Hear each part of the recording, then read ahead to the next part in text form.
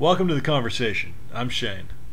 And I'm Chris. We're two guys with a lot in common. We're both news junkies. We're both politically active. We love to discuss new ideas and plot what we would do if we were in power. There's just one little difference. You see, Chris here is pretty much a teabagging right-wing nutjob. And Shane is a pinko commie socialist leftist hippie. This is true. And together we're going to discuss and debate the events of the day. Every once in a while we actually might agree on each other on something and find a policy idea that we can both tolerate that would be better than the status quo. So with that, let's get started. Today we're going to talk about something that kind of came about a few days ago, became an issue of conversation. That being the decision of the Obama Justice Department to try Khalid Sheikh Mohammed in New York for the September 11th terrorist attacks. Yeah, I think this is a big deal, and I think it's going to be a bigger deal because I think this is one of the most disastrous decisions that we're going to see Barack Obama make in his presidency. In fact, part of me, I will guiltily confess, is actually slightly glad that he's made this decision because I think it's that big of a mistake that it might actually bring down his presidency and prevent him from having any chance of re-election. It's that bad of an idea. Well, of course I disagree, but I'll give you a chance to explain why. Okay, let me explain why. First off, let's throw out the idea that Khalid Sheikh Mohammed has the right to a civilian jury trial within the continental United States of America. All right, he is not a United States citizen. He does not have any constitutional rights given to him by the Constitution of the United States.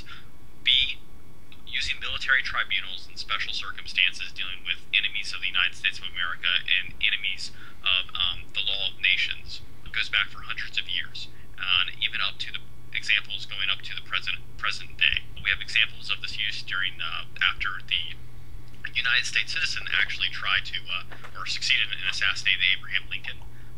John Wilkes Booth and his co-conspirators were tried by military tribunal going up to World War II. German saboteurs that were infiltrated via U-boat into the United States of America were tried and executed by military tribunals. Okay, this is not some sort of far-fetched, crazy right-wing idea that George Bush just made up. And even going back to the law of nations and the international law of the sea, it is widely regarded and has always been that individuals on an international basis conducting attacks against the law of nations, such as pirates, are to be given military tribunals, and nations have the right to execute them as they see fit. Now, what I'm suggesting is not that we summarily execute Khalid Sheikh Mohammed. All I'm suggesting is that Khalid Sheikh Mohammed should not be treated any differently than the 5 terrorists that were responsible for attacking the USS Cole in Yemen that Barack Obama's same Justice Department has said we can only try by military tribunal. By making the 2 different standards, by saying these terrorists we're going to do military tribunal, but Khalid Sheikh Mohammed we're going to do separately, 2 things happen there. We open up the United States to complete catastrophe of this trial because it's very possible that Khalid Sheikh Mohammed, under a civilian court system, is going to be acquitted. A. B, you're going to give him a ton of publicity for him and his cause, and a chance to espouse his vitriol against the United States. And so, well, all right. Let me start with my overall opinion of what's going on here. I think that what Barack Obama has done is a courageous and uplifting decision, which will ultimately be viewed by history as one of the actions that set us back on the path of idealism and righteousness that America has always strived to stand for. The idea that to apply the laws and the justice system that we hold so dear in this country, which is really one of the things that's at the core of our democracy, to one of our most hated enemies, is, in my opinion, a valiant and noble act. And that's where I start from. I believe that, and I think that whatever you believe about the logistics of it and the likelihood of success or failure, the reality in my mind is that we are now upholding our own ideals in a way we were not doing during the George W. Bush administration. That's number one. So from that, let me respond to a few of the things you said. I actually agree with you that it's bad that we have a double standard here. the 5 terrorists that you mentioned that Obama is now going to be treating differently than Khalid Sheikh Mohammed with these tribunals, these modified tribunals. I understand there's been modifications applied. It's not exactly the same thing that Bush was doing.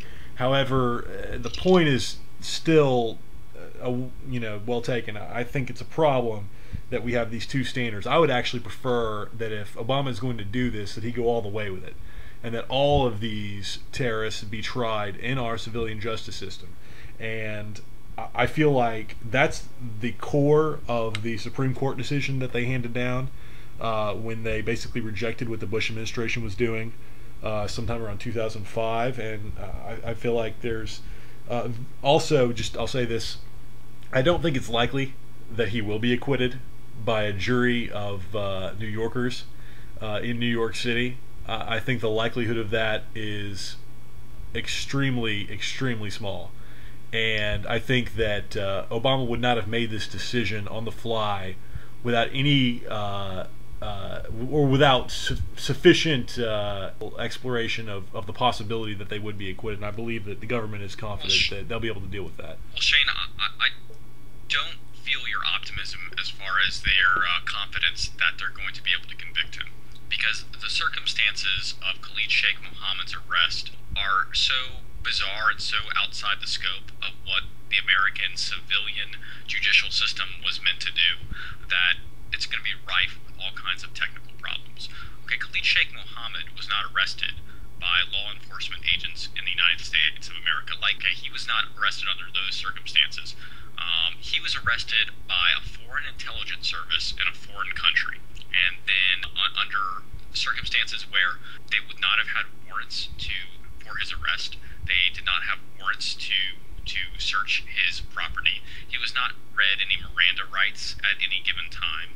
Any of the materials that were collected and confiscated around him will have no chain of custody between their confiscation and their submission for evidence for this civilian trial. And these are all major problems within our civilian court system. In our civilian court system, by even trying him there, we are de facto giving him the rights accorded to any other person that's going to be tried in the U.S. court system. So he should have those rights to be able to prove that there's no chain of custody between that computer that ISI agent grabbed. All right, you're not going to be able to prove in a civilian court that the ISI didn't plant that laptop on him. Also, you have a lot of sensitive intelligence sources and methods that were used in working with the ISI to lead to his arrest that will not be available because they're highly classified testimony against him. And if they are brought into testimony against him, it will severely hamper the efforts of our intelligence agencies as they try to prevent other terrorist attacks. And just one point I want to make here is that is a very real statement. We can point to a direct precedent where that occurred. After the trial of the blind sheikh for the 1993 World Trade Center bombings, during that trial, the judge forced the United States government to declassify a lot of the evidence that it was holding secret against him. And one of those things was that we actually were listening to Osama bin Laden's satellite phone conversations. That information was classified, and the judge ordered it to be declassified. And when that testimony was given in open court, Osama bin Laden stopped using his satellite telephone, and we lost track of him after that trial. Yeah, I feel like your contention is ridiculous, because to assume that the lawyers at the highest level of the Justice Department have not thought about that, did not read the transcripts of the trial, know nothing about Ramzi Youssef or the Blind Sheikh's trial, have no idea what kind of complications might arise from the arrest circumstances or the chain of custody from the ISI over to the United States in Guantanamo and from the CIA black sites. I mean, to me, it is ridiculous on the face of it